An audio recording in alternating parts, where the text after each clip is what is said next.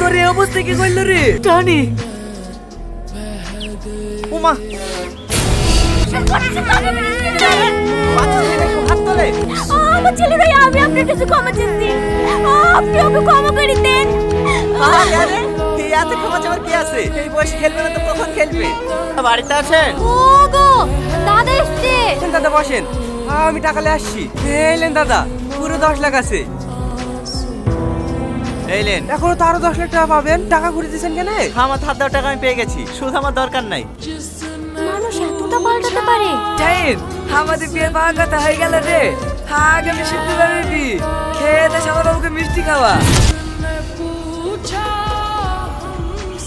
জাহিদ, তোর এই অবস্থা কি করলো রে? টনি পালিয়ে গেছে।